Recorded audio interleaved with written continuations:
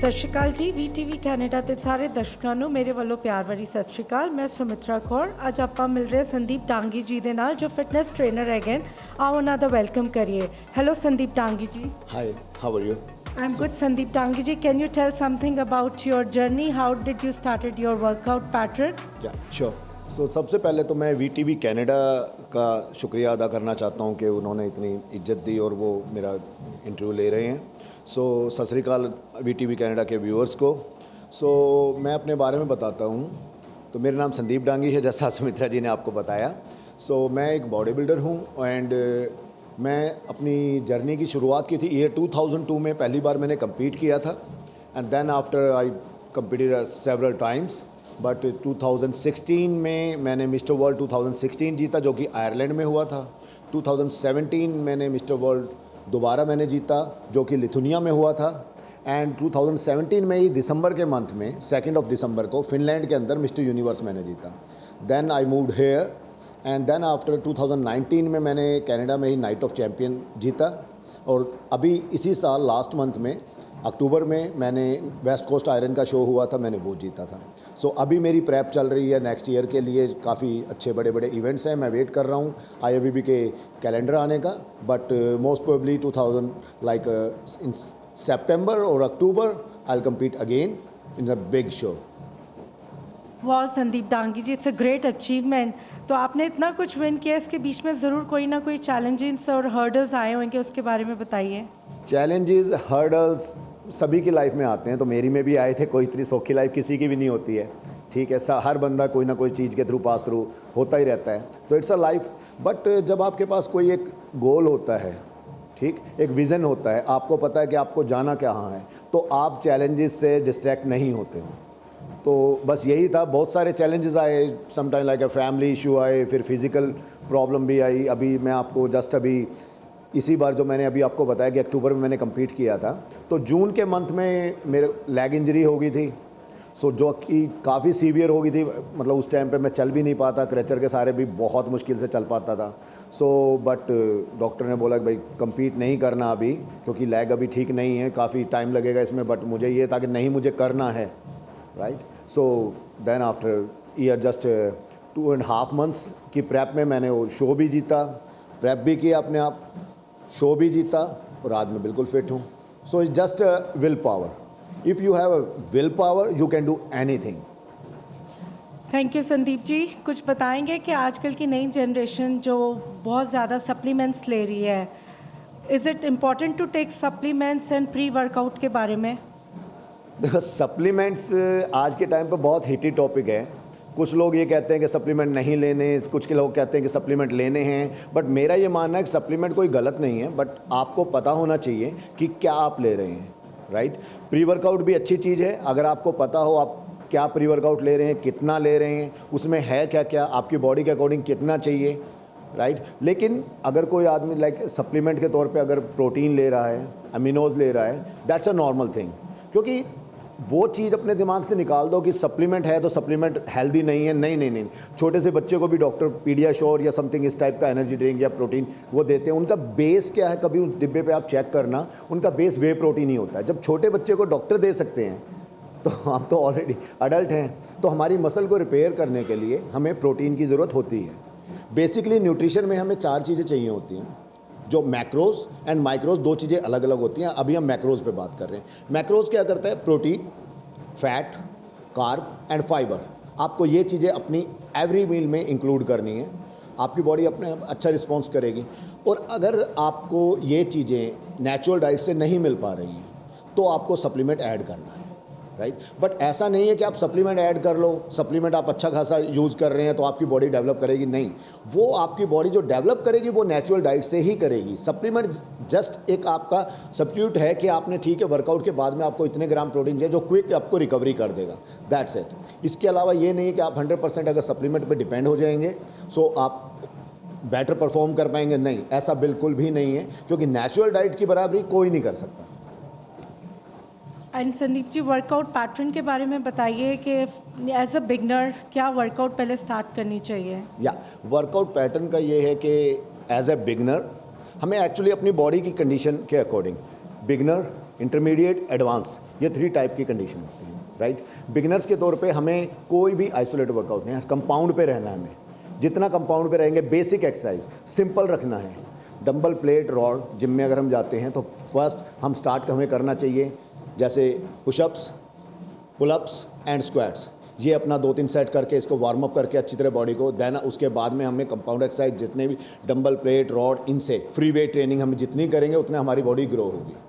Second आ जाता है intermediate में, उसमें हमारा क्या हो जाता है, कुछ बहुत सी चीज़ें फैक्टर करती हैं। Workout pattern like compound and isolate का मिक्स करना है, ठीक। उसमें रेस्ट पीरियड कितना होना चाहिए वो हमारे टारगेट के अकॉर्डिंग है कि अभी हमारा कॉम्पिटिशन में कितना टाइम पेंडिंग है।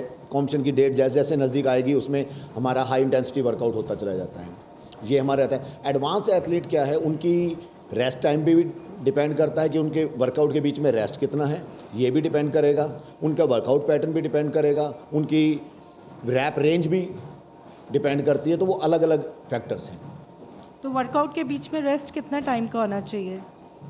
Very good. सो वर्कआउट के बीच में जो रेस्ट है वो हमारा डिपेंड करता है गोल पे। अगर हम ऑफ सीज़न पे हैं, जस्ट लाइक मैं अपनी बता दूँ, अगर मैं आपको, अगर मैं अभी ऑफ सीज़न पे हूँ, मेरा कॉम्पिटिशन पास में नहीं है, तो अगर मैं गेनिंग फेज़ पे हूँ, गेनिंग फेज़ में हम लेते हैं एवरी सेट्स के बीच में 1.5 मिनट का रेस्ट, मिनिमम 1.5 मिनट का, राइट।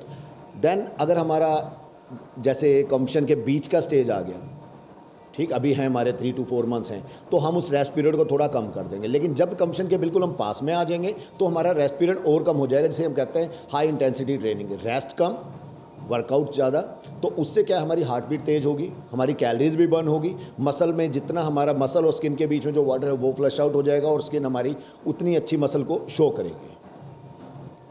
तो आप न्यूट्रिशन के बारे में क्या कहना चाहेंगे कि as person to person, body to body, according to the workout, what kind of nutrition they should take it? हाँ जी। सो न्यूट्रिशन के बारे में ये है कि न्यूट्रिशन को अपना हम जितना सिंपल रखेंगे उतना अच्छा है। जैसे मैंने अभी आपको बताया था थोड़ी देर पहले कि हमें अपनी डाइट में सिर्फ 4 चीज़ें मेन रखनी है, but protein, fat, carb and fibre. But उससे भी पहले हमें एक चीज़ और ध्यान रखना है, माइक्रोज का। हमारे वाइटामिन्स, मिनरल्स वो हमारी बॉडी में पूरे होने चाहिए, क्योंकि अगर वाइटामिन और मिनरल हमारी बॉडी में पूरे नहीं होंगे तो हमारी बॉडी कभी भी अच्छा ग्रो नहीं कर पाएगी। आप कितना ही प्रोटीन ले लो, कितना ही कार्ब ले लो, वो कभी ग्रो नहीं कर पाएगी। सो न्यूट्रिशन हमारी लाइफ में बहुत बड़ा रोल प्ले करता है। तो आप यंग एथलीट्स के लिए क्या मैसेज देना चाहेंगे जो नए टीनेजर्स हैं and they are very fond of workout, उनको आप क्या मैसेज दोगे? सो टीनेजर के लिए, यंग एथलीट्स के लिए मेरा सिर्फ यही एक मैसेज है, एक्चुअली 2 मैसेज हैं। फर्स्ट थिंग, वर्कआउट को बेसिक रखें, ज़्यादा एडवांस वर्कआउट पे ना जाएं। बेसिक जितना रखेंगे उतना बॉडी उनकी ग्रो करेगी। आप आज के टाइम पे देखें, यूट्यूब पे या टिकटॉक पे, इन सब चीज़ों पे देख के लोग ये एक्सरसाइज कर लो, ये एक्सरसाइज कर लो, ये एक्सरसाइज कर लो, नहीं, वो जो बता रहे हैं मैं उनको चैलेंज नहीं करता, वो ठीक होंगे, बट आप अपनी बॉडी को देख के, अपने उस लेवल को समझ के फिर आप वर्कआउट प्लान चूज़ करेंगे, right. And the second thing, nutrition. So जितना सिंपल रखेंगे, सप्लीमेंट पे बिल्कुल नहीं जाना। पहले अपनी बॉडी को जितना ग्रो कर सकते हैं नेचुरल डाइट से ग्रो करें। जितनी अच्छी नेचुरल डाइट आप ले सकते हैं, जब आपको लगे कि नहीं अब मेरी बॉडी इस लेवल पे आ गई है, 5 month 6 month after, then you should start supplementation. Sir, मेरा एक ये पर्सनल क्वेश्चन है कि लोग कहते हैं कि कार्डियो ज़्यादा करना चाहिए, बॉडी वेट लिफ्टिंग कम करनी चाहिए, what do you say about this? नहीं, ये टोटली मिथ है। अगर आपको फैट बर्न करना है उसमें भी आप वर्कआउट से फैट बर्न कर सकते हैं। कार्डियो जो वर्ड है ना, वो हार्ट से आया है। कार्डियो जो करता है हमारा कार्डियो, हम ये सोचते हैं कि मोस्टली 90% पीपल ये सोचते हैं कि अगर वो कार्डियो कर रहे हैं उनकी बॉडी का फैट खत्म हो जाएगा, उनका टमी खत्म हो जाएगा। ऐसा नहीं होता, राइट। वो आपकी हार्ट बीट को तेज़ करता है और उसको फिर लो करता है, आपके हार्ट को हेल्दी रखने के काम आता है। हाँ, फैट बर्न करने के भी काम आता है, क्योंकि एक सिंपल सी इसके पीछे सिर्फ एक लॉजिक है। जब हम वर्कआउट करते हैं तो हम, जैसे हमने कार्डियो किया या हमने वर्कआउट किया, हमारी बॉडी को क्या चाहिए? Calories, right. हमारी बॉडी स्टोर कैलोरीज को यूज़ करती है उसको बर्न करने में, तो हमारा वेट अपने आप डाउन जाएगा, फैट लेवल डाउन जाएगा। तो ये सिंपल सा होता है। लेकिन अगर आप ये सोचिए कि कार्डियो से आपका फैट बर्न हो जाएगा और वर्कआउट से नहीं होगा, नहीं। वेट ट्रेनिंग में भी आपकी कैलोरीज उतनी ही बर्न होती है, बल्कि कई बार तो जो प्लान होते हैं वर्कआउट के प्लान, वो इस तरीके से होते हैं कि आपके कार्डियो से ज़्यादा उसमें बर्न होता है। और सर, वर्कआउट में डाइट कितनी मैटर करती है? वर्कआउट में डाइट बहुत मैटर करती है। सारा खेल ही डाइट का है। 3 फैक्टर होते हैं बॉडी ग्रो करने के लिए। वर्कआउट, राइट, वर्कआउट से हम क्या करते हैं, वर्कआउट हम जब करते हैं, ठीक, तो ऐसा नहीं है हमारी मसल बनती है, हमारी बॉडी कैटाबॉलिक स्टेट में होती है, जब मसल उसमें टूटती है। देन सेकेंड फेज हमारा आता है डाइट का, क्योंकि हमारी जो मसल जो टूटी है, ब्रेक डाउन हुआ है, उसको रिपेयर करने के लिए हमें डाइट चाहिए। डाइट इन द सेंस हम protein, carb, fat and fibre, ये सारी चीज़ें चाहिए हमें। जब वो बॉडी में जाएंगी तो वो रिपेयर होगा। एंड द थर्ड फैक्टर जो मैंने आपको बताया शुरू में कि 3 फैक्टर होते हैं, थर्ड फैक्टर है रेस्ट, कि आप रेस्ट कितना दे रहे हैं अपनी मसल को, स्लीप कितनी है, ठीक है। अगर आपकी स्लीप गुड है, आपकी बॉडी बेटर रिस्पॉन्स करेगी, आपके हार्मोन लेवल गुड रहेंगे, आपको भूख भी उतनी अच्छी लगेगी। आप जितना अच्छा आप खाएंगे, भूख लगेगी तो आप खाएंगे, जितना अच्छा आपकी बॉडी में फूड जाएगा उतने बेटर वे में आप वर्कआउट कर सकते हैं। आपकी बॉडी में फूड ही नहीं होगा या वो एब्जॉर्प्शन पावर ही नहीं होगी तो आप वर्कआउट कैसे कर पाएंगे। तो ये 3 फैक्टर्स जो हैं एक दूसरे के साथ अटैच हैं। अकेला आप ये सोचें कि मैं वर्कआउट ज़्यादा कर लूँ और मैं 2 फैक्टर को इग्नोर कर दूँ, नहीं हो पाएगा। And what you will say about intermediate fasting? Intermediate fasting, it's every person has different view on this. So but मेरे हिसाब से I don't like intermediate fasting, क्योंकि हमें डाइट वही रखनी चाहिए जो हम लाइफ टाइम के लिए फॉलो कर सकें। ये मेरा पर्सनल व्यू है। हो सकता है कुछ लोगों की साइंस ये कहती हो, उनके लॉजिक ये कहते हो कि हाँ इससे फैट बर्न, हाँ फैट बर्न हो जाएगा, नो डाउट, बट आप वो जो इंटरमीडिएट फास्टिंग या कीटो डाइट, ये सब चीज़ें हैं, ठीक, वो आप लाइफ टाइम के लिए तो नहीं कर सकते ना। तो डाइट वो रखिए आप जो कि आप लाइफ टाइम के लिए फॉलो कर सके और अपना बेटर वर्कआउट करें, उस पर आपका जो फैट बर्न हो वो लाइफ टाइम के लिए होगा। ऐसा नहीं है कि वो एक बार आपने फैट बर्न कर दिया और उसके बाद फिर आपका बॉडी वापस स्टोर कर लेगी, ऐसा नहीं होगा। क्यों, डाइट वही रखें जो आप लाइफ टाइम के लिए फॉलो कर सकें, क्योंकि डाइट और फिटनेस और या बॉडी चेंज या मसल इंप्रूव या फैट बर्न, ये एक वर्ड हमारे पास है कंसिस्टेंसी, ये कंसिस्टेंसी मांगता है। तो जब तक हम इसको लॉन्ग टाइम पैटर्न नहीं लेके चलेंगे नहीं हो पाएगा कुछ भी। ये कोई 1 दिन का, 2 दिन का या 1 मंथ 2 मंथ का गेम नहीं है। ये एक हम सो मेनी थिंग्स हम अपनी लाइफ में लेके आते हैं। तो ये है एक लाइफस्टाइल है जो हमें अपनी लाइफ में अडॉप्ट करना होगा। And sir, there's one more thing कि लोगों को लगता है after the age of 40 it is hard to reduce the fat, क्योंकि वो तुम्हारा स्टबन फैट हो चुका होता है। Is it like that? और क्या वर्कआउट करनी चाहिए जो ओल्ड एज पीपल्स होते हैं if they can't come to the gym? नहीं, एक्चुअली ओल्ड एज कोई भी नहीं होता, age is just a number according to me. जैसे मैंने अभी आपको बताया, मैं अभी भी प्रैप कर रहा हूँ, आई एम 40, राइट। सो 40 के बाद आपकी बॉडी रिस्पॉन्स नहीं करेगी, ऐसा नहीं। बॉडी रिस्पॉन्स करती है, जो मैंने अभी आपको बताया, बॉडी आपका रिएक्ट करेगी फूड से, डिपेंड करता है आप क्या फूड बॉडी में डाल रहे हैं, राइट। सो जैसा फूड आप डालेंगे बॉडी आपके वैसे रिस्पॉन्स करेगी। तो ये सिंपल सा है, ऐसा नहीं है कि हाँ बॉडी 40 ईयर के एज हो गई उसके बाद आपकी बॉडी फैट बर्न नहीं करेगी, ये नहीं करेंगे, नहीं, बल्कि इस स्टेज पे आके आपकी मसल जो है मैच्योर हो जाती है, तो वो और अच्छा रिस्पॉन्स करेगी। अगर आप उसको बेटर डायरेक्शन में लेके चलेंगे, फूड अच्छा लेंगे, रेस्ट अच्छा लेंगे, वर्कआउट बढ़िया करेंगे। तो मेरे पास आज भी बहुत से लोग ऐसे हैं जो 62 ईयर्स 65 ईयर्स एज के हैं, मैं उनकी हेल्प कर रहा हूँ, तो वो so many people are like they are getting result.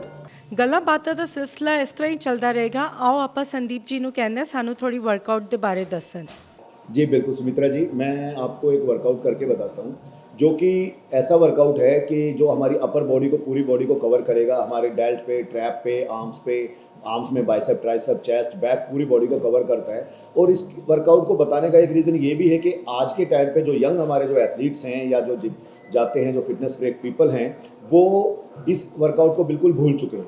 वो इस वर्कआउट को ऐड ही नहीं करते अपने वर्कआउट स्केड्यूल में। लेकिन अगर वो इस वर्कआउट को अगर ऐड करेंगे अपने एवरीडे के वर्कआउट में भी इसको कर सकते हैं। जैसे मैंने आपको स्टार्टिंग में बताया था कि अपना स्टार्ट करें अपना पुशअप से, पुलअप से, स्क्वाट से, वार्म अप करके अपना 10 के 3 सेट्स अगर उसमें लगाए, तो अगर आप इसको अप करते हैं तो आपकी बॉडी बहुत अच्छा रिस्पॉन्स करेगी, क्योंकि ये आप बेसिक वर्कआउट है। मैंने जब वर्कआउट स्टार्ट किया था ईयर 99-2000 में, तो उस टाइम पे हम जाते के साथ सबसे पहले स्टार्टिंग भी इससे करते थे और वर्कआउट फिनिश करने के बाद में एंड में भी 3 सेट इससे लगाते थे। तो मैं आज आपको वो वर्कआउट आपको सजेस्ट करता हूँ, we called it bar dips. हाँ जी, मैं आपको अभी बार डिप्स करके दिखाता हूँ, जिसको बारे में मैंने बताया था आपको कि पूरी अपर बॉडी पर वो कवर करती है। So here we start.